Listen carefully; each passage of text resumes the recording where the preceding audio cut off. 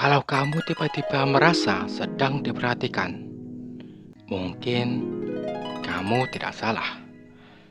Masalahnya, tidak semua orang bisa melihat siapa yang memperhatikan mereka. Tapi aku bisa.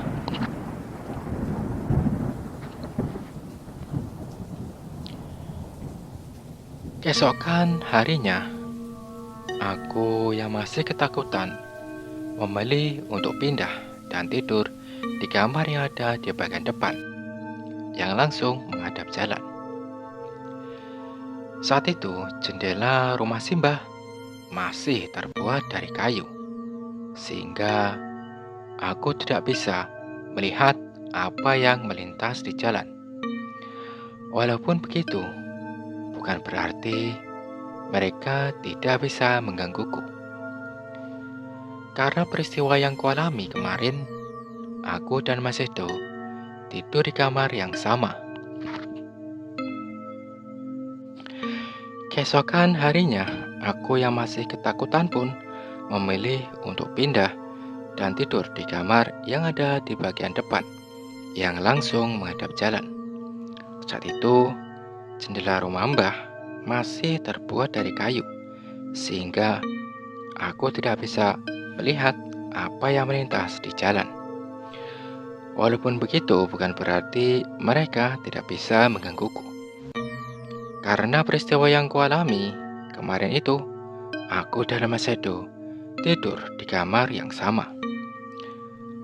Malam itu, aku tidur di kamar depan dengan Mas Edo. Layaknya anak kecil, kami tidak langsung tidur karena liburan. Kami berdua bergadang dan bermain Nintendo di kamar dengan volume rendah, dan dengan keadaan pintu kamar kami kunci. Saat waktu menunjukkan kurang lebih pukul 23.30 malam, Mas Edo tidur terlebih dahulu. Dek, aku terus yo, wis ngantuk. Dek, aku tidur dulu ya, udah ngantuk, kata Mas Edo. Iya mas, jawabku. Heningnya malam mulai terasa. Di situ, aku merasakan ketidaknyamanan. Karena jika bukan suara manusia yang kudengar, berarti merekalah yang bersuara. Benar saja, seperti perkiraanku saat waktu menunjukkan sekitar pukul 12 malam. Aku yang belum bisa tidur dan masih bermain Nintendo, tiba-tiba aku mendengar seperti ada orang yang menggesekkan kukunya ke jendela kayu kamar tempat aku dan Mas Edo tidur. Srek, srek. Bukan hanya sekali, namun berkali-kali aku mendengarnya. Saat itu, aku ingin membangunkan Mas Edo untuk menanyakan apa dia mendengar apa yang kudengar. Aku pun menggoyangkan tangan Mas Edo. Mas, tangi mas, krungu suara kuku rak mas. Mas, bangun mas, dengar suara kuku enggak, kataku. Tapi, sepertinya Mas Edo sudah terlalu lelah. Hingga saat aku menggoyangkan tangannya, dia tetap tidak terbangun. Aku yang sangat ketakutan, akhirnya mematikan TV dan Nintendo. Lalu lari ke tempat tidur dan menyembunyikan mukaku di balik guling yang aku peluk. Aku tidak bisa melihat apa yang ada di balik jendela itu. Namun aku yakin itu bukan manusia. Karena di kampung Simbah, kalau sudah masuk pukul 11 malam, masuk 10 malam, pasti jalanan sudah sepi. Dan jika itu keisengan orang rumah, sepertinya lebih tidak mungkin lagi. Karena semua orang rumah sudah tidur. Bahkan mereka sudah tidur saat aku dan Mas Edo masih bermain Nintendo.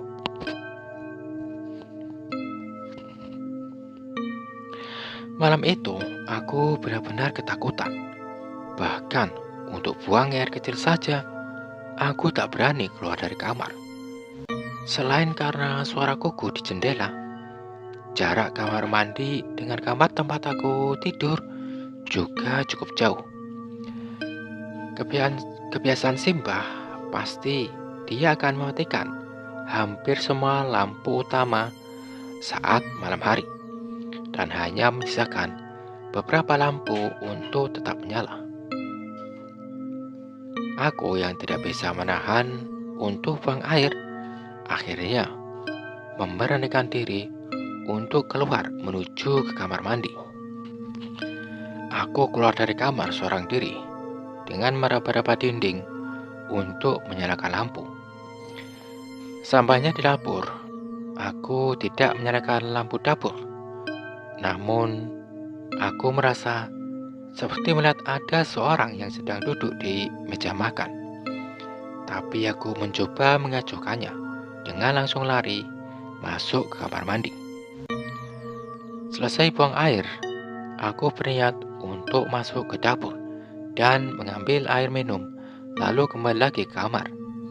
Namun, betapa kagetnya aku saat aku mendengar ada suara yang berbicara kepadaku. "Leh, rasa tok menrak delok aku. Aku ngerti kowe iso ndelok aku." Yang artinya, "Nak, gak usah pura-pura gak lihat aku. Aku tahu kamu bisa lihat aku." Aku yang saat itu takut sekaligus penasaran, memberanikan diri untuk mendekat dan menyalakan lampu dapur.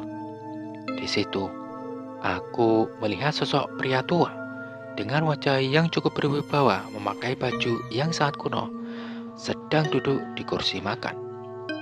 Aku mencoba mengajaknya berkomunikasi. "Jenengan sinten, Mbah, kok wonten mriki? Anda siapa, Mbah, kok ada di sini?" kataku. "Aku wis suwe nang omah kene, Le. Ora usah wedi mbek swara kuku mau. Dekne ora bakal iso mlebu omah. Aku sudah lama di rumah sini, Nak. Jangan takut sama suara kuku tadi. Dia nggak bakal bisa masuk rumah, Nak," jelas kakek itu. Akhirnya aku kembali ke kamar. Dan benar saja, suara kuku tadi sudah menghilang. Pagi harinya, aku tak bercerita tentang apa yang kualami tadi malam ke siapapun.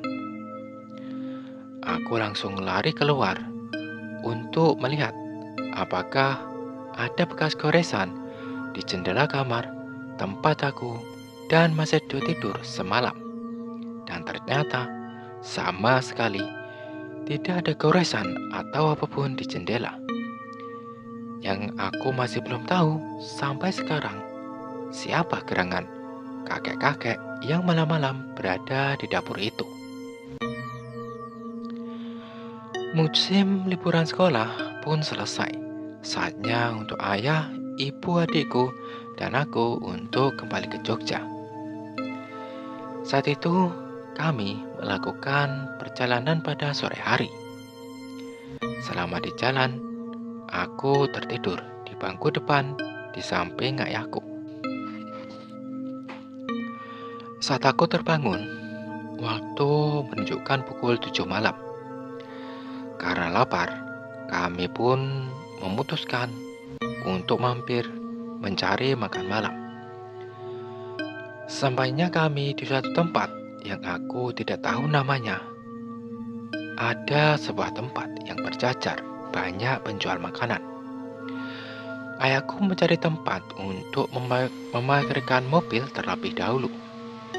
Lalu aku dan adikku digendong ibuku turun mobil terlebih dahulu, jalan-jalan dan melihat-lihat makanan apa saja yang dijual di situ. Sampai tibanya di satu warung yang menurutku cukup menyeramkan.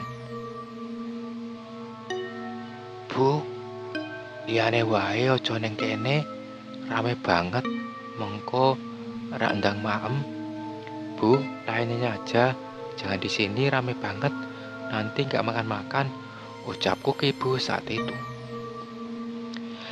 Di warung yang sangat ramai pembeli dalam penglihatanku itu, para pembeli di warung itu memiliki wajah yang pucat. Bukan pucat sakit seperti manusia pada umumnya, namun lebih menyerupai wajah pucat mayat. Seketika aku, adikku dan ibuku mengurungkan niat untuk makan di situ. Setelah ayahku menyusul dan kami menemukan tempat makan yang cocok, kami masuk bersama-sama. Saat sedang duduk, sambil menunggu makanan datang, perhatianku tertuju pada satu meja yang terletak di dekat pintu. Di situ, ada seorang wanita parubaya duduk dengan anak laki-lakinya. Wanita ini dengan sabar menyuapi anak kecil tadi. Setelah selesai makan malam, kami pun menuju ke kasir untuk membayar. Namun, wanita tadi belum juga selesai menyuapi anaknya. Padahal, mereka datang lebih dulu dari kami dengan makanan yang juga sudah tersaji.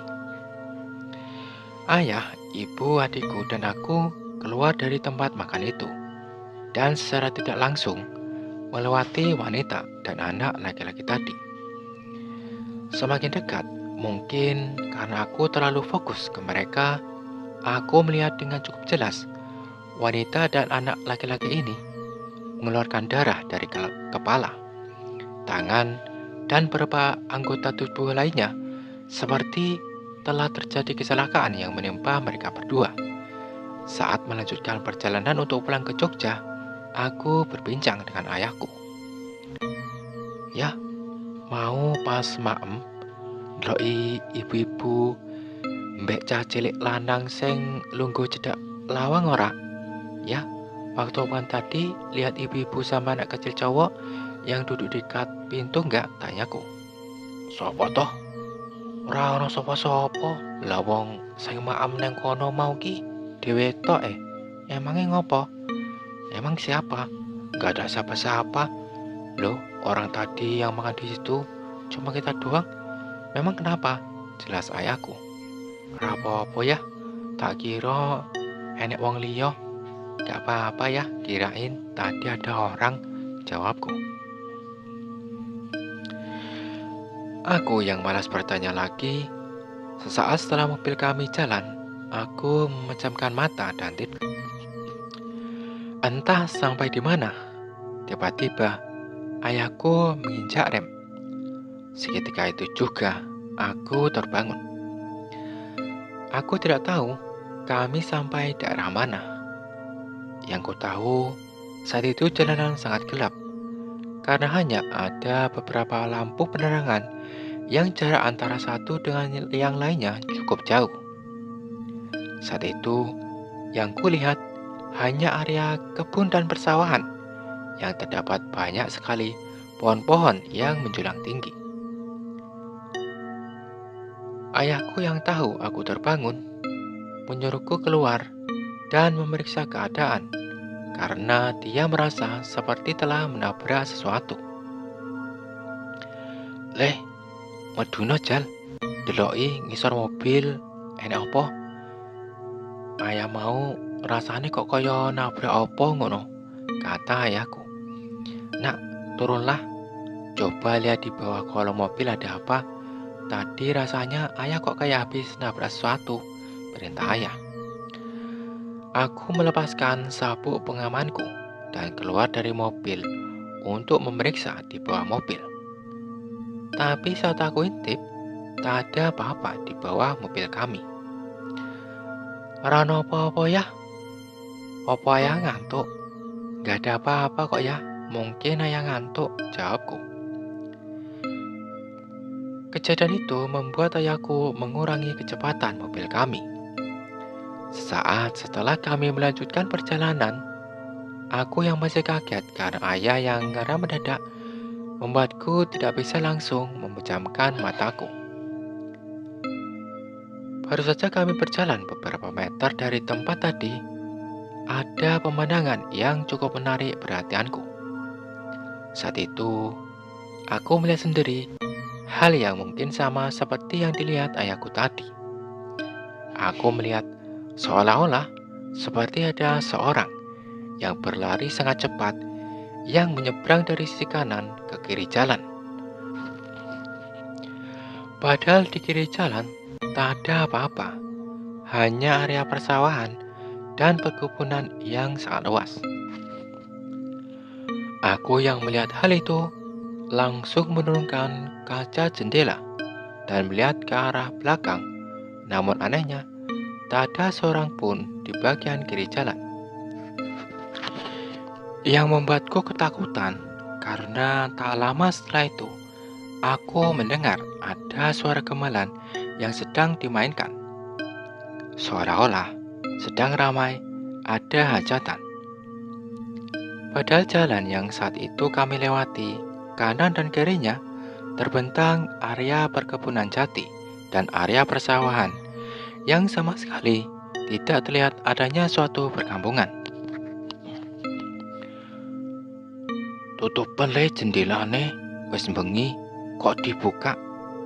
Turu meneh. Nak, jendelanya tutup aja, sudah malam, kok dibuka? Tidur lagi sana, ucap ayahku. Aku hanya diam, tanpa menjawab perkataan ayahku, dan langsung menutup jendela mobil. Belum jauh kami berjalan, ada pohon besar yang ada di pinggir jalan sisi kanan. Di situ, aku melihat ada yang sedang duduk di ranting dan memainkan kakinya. Aku yang makin ketakutan, memaksakan untuk memejamkan mata, karena aku takut melihat apa-apa yang ada di sekitar jalanan yang sedang kami lewati ini.